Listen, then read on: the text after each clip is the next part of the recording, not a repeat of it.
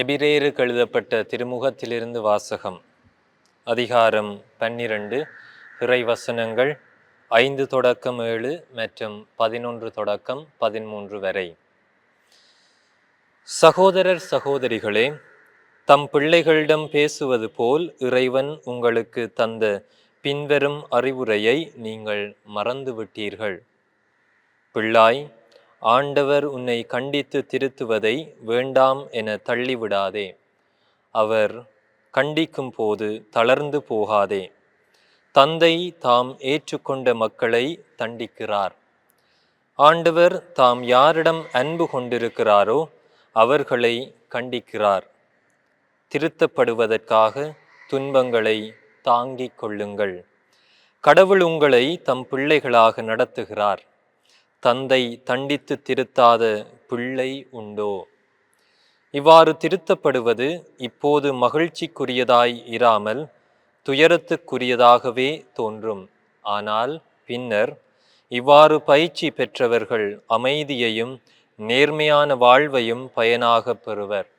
எனவே தளர்ந்து போன கைகளை திடப்படுத்துங்கள், தள்ளாடும் முழங்கால்களை உறுதிப்படுத்துங்கள். நீங்கள் நேர்மையான பாதையில் நடந்து செல்லுங்கள்.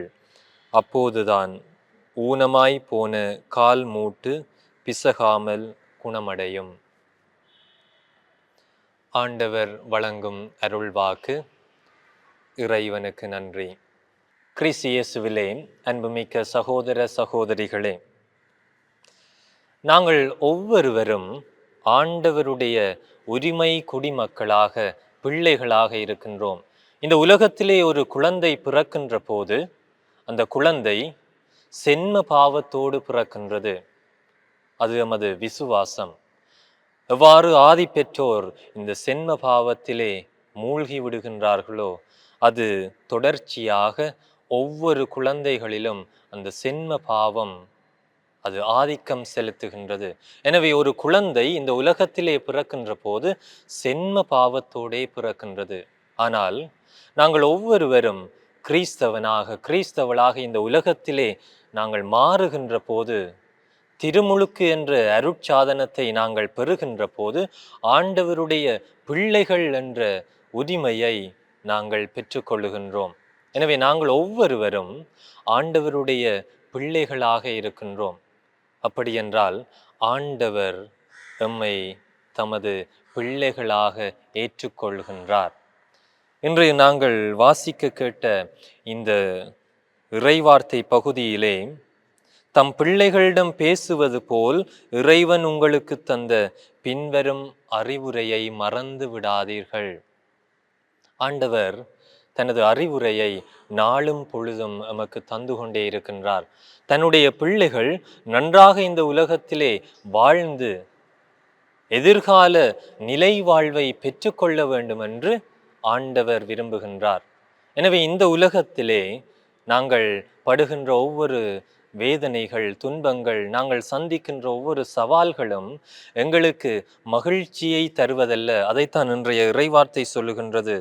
இவ்வாறு திருத்தப்படுவது இப்போது மகிழ்ச்சிக்குரியதாயிராமல் துயரத்துக்குரியதாகவே தோன்றும்.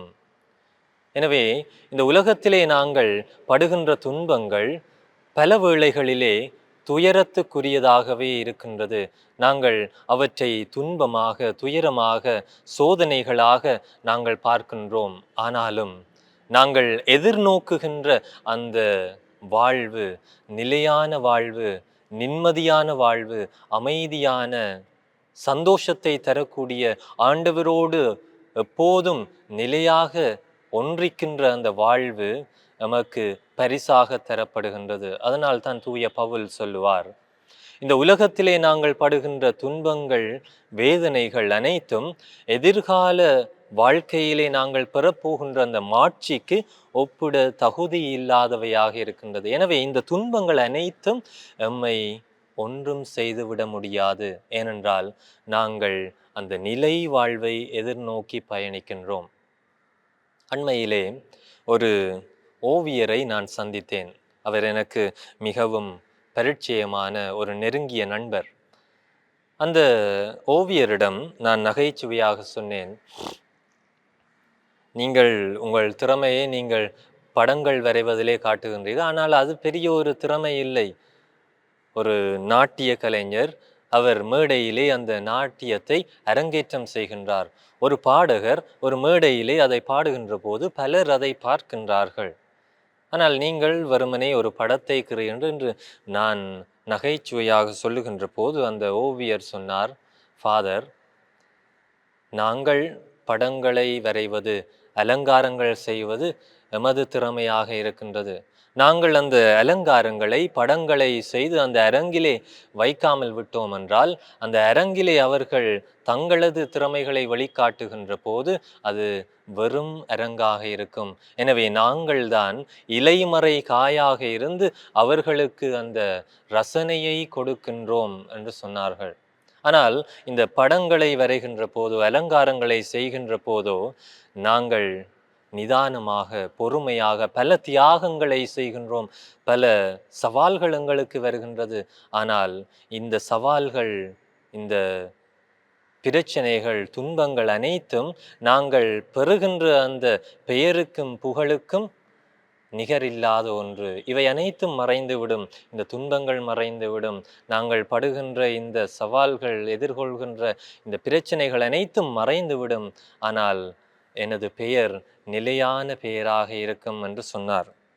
கிறிஸ்து இயேசுவிலே அன்புமிக்க சகோதரங்களே, நாங்கள் இந்த உலகத்திலே வாழுகின்ற போது ஆண்டவர் எம்மை கண்டித்து திருத்துகின்றார். நாங்கள் அந்த நிலை வாழ்வை பெற்றுக்கொள்ள எம்மை புடமிடுகின்றார். அதை நாங்கள் உணர்ந்து கொள்ள வேண்டும். இந்த உலகத்திலே பல்வேறுபட்ட சவால்கள் எம்மை சூழ்ந்து கொள்ளுகின்ற போதும், அவை எமக்கு துயரத்தை தருகின்ற போதும் நாங்கள் நிலையான வாழ்வை பெற்றுக்கொள்வோம் என்ற அந்த மகிழ்ச்சி, அமைதி எமக்குள்ளே இருக்கின்றது. அந்த நிலையான வாழ்வை நாங்கள் பெற்றுக்கொள்ள எம்மை தயார் செய்து கொள்வோம். ஆண்டவருடைய பிள்ளைகளாக அவர் எம்மை கண்டித்து திருத்துகின்ற போது நாங்கள் பிள்ளைகளுக்குரிய பாசத்தோடு ஆண்டவரை அணுகி செல்லுகின்ற போது நாங்கள் நிலை வாழ்வை பெற்றுக்கொள்ள முடியும். எனவே அந்த நிலை வாழ்வை எமதாக்கி கொள்ள நாங்கள் தொடர்ந்தும் நம்பிக்கையின் திருப்பயணிகளாக பயணிப்போம். ஆமேன்.